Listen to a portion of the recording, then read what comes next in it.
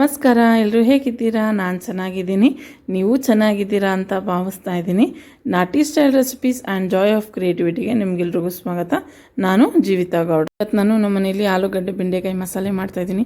ಈ ರೆಸಿಪಿ ಅಂದರೆ ನಮ್ಮ ಮನೆ ಎಲ್ರಿಗೂ ತುಂಬಾ ಇಷ್ಟ ಬಿದ್ದು ತಿಂತಾರೆ. ಹಾಗೆ ನಿಮ್ಮ ಜೊತೆ ಶೇರ್ ಮಾಡ್ಕೋಬೇಕು ಅನಿಸ್ತು.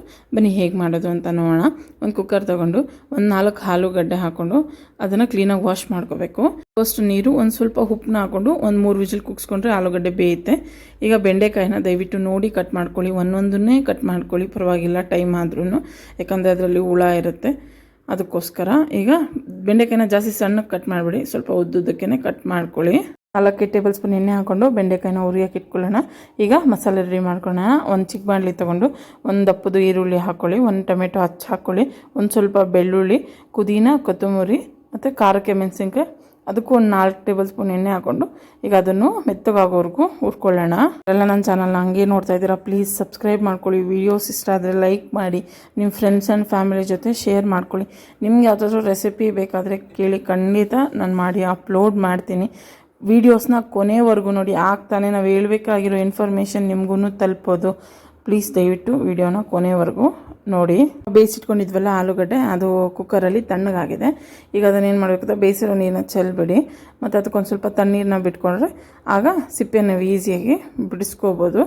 ನುಣ್ಣಕ್ಕೆ, ಜಾಸ್ತಿ ನುಣ್ಣಗೆ ಏನಿಸ್ಕೋಬೇಡಿ, ಸ್ವಲ್ಪ ಮೀಡಿಯಮ್ಮಾಗೆ ಇಸುಕ್ಕೊಳ್ಳಿ. ಈಗ ಆಲೂಗಡ್ಡೆನ ಹಂಗೆ ಇಸುಕ್ಬಿಟ್ಟು ಪಕ್ಕಕ್ಕೆ ಎತ್ತಿಟ್ಕೊಳ್ಳಿ.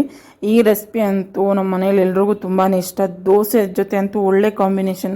ನೀವು ಟ್ರೈ ಮಾಡಿ ಹೇಗಿತ್ತು ಅಂತ ಕಾಮೆಂಟ್ ಮಾಡಿ.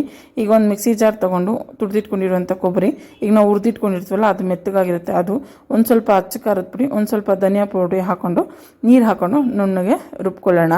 ಏನು ಅಷ್ಟೊಂದು ಟೈಮ್ ಇದೆಯಲ್ಲ, ಕ್ವಿಕ್ಕಾಗಿ ಫಾಸ್ಟಾಗಿ ಮಾಡ್ಬೋದಾದಂಥ ರೆಸಿಪಿ. ಯಾರಾದರೂ ಮನೆಗೆ ಬಂದ್ರೂ ದಿಢೀರ್ ಅಂತಲೇ ಮಾಡ್ಕೊಡ್ಬೋದು, ಅವರನ್ನು ತುಂಬ ಇಷ್ಟ ಬಿದ್ದು ತಿಂತಾರೆ.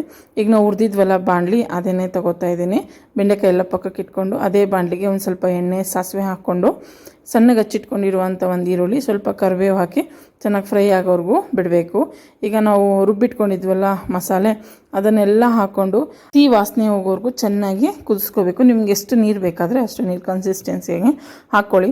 ಮತ್ತು ಆಲೂಗಡ್ಡೆ ಬೇಯಿಸೋಕ್ಕೂ ನಾವು ಉಪ್ಪು ಹಾಕ್ಕೊಂಡಿರ್ತೀವಿ, ಉಪ್ಪನ್ನ ನೋಡ್ಕೊಂಡು ಹಾಕ್ಕೊಳ್ಳಿ. ಚೆನ್ನಾಗಿ ಸಾಂಬಾರೆಲ್ಲ ಕುದ್ಮೇಲೆ ಈಗ ನಾವು ಇಟ್ಕೊಂಡಿದ್ವಲ್ಲ ಆಲೂಗಡ್ಡೆ, ಅದನ್ನು ಹಾಕ್ಕೊಂಡು ಈಗ ನಾವು ಬೆಂಡೆಕಾಯಿ ಹುರಿದಿಟ್ಕೊಂಡಿದ್ವಲ್ಲ ಅದನ್ನು ಕೂಡ ಹಾಕಿ ಕುದಿಸಿದ್ರೆ ಬೆಂಡೆಕಾಯಿನ ಚೆನ್ನಾಗಿ ಬೇಯಿಸ್ಕೋಬೇಕು. ಬೇಯಿಸ್ಕೊಂಡ್ರೆ ಇವತ್ತು ನಾನು ದೋಸೆ ಏನೂ ಮಾಡಿರಲಿಲ್ಲ, ಮುದ್ದೆ ಕಾಂಬಿನೇಷನ್ನಾಗಿ ಮಾಡಿದ್ದೆ. ಚೆನ್ನಾಗಿ ಕುದಿಸ್ಕೊಂಡ್ರೆ ಆಲೂಗಡ್ಡೆ ಬೆಂಡೆಕಾಯಿ ಮಸಾಲೆ ಸಾಂಬಾರು ರೆಡಿ ಆಗುತ್ತೆ. ಐ ಹೋಪ್ ಈ ರೆಸಿಪಿ ನಿಮಗೆ ಇಷ್ಟ ಆಗಿದೆ ಅಂತ ಅನ್ಕೋತಾ ಇದ್ದೀನಿ. ಇಷ್ಟ ಆದರೆ ಲೈಕ್ ಮಾಡೋದನ್ನು ಮರಿಬೇಡಿ. Thank you.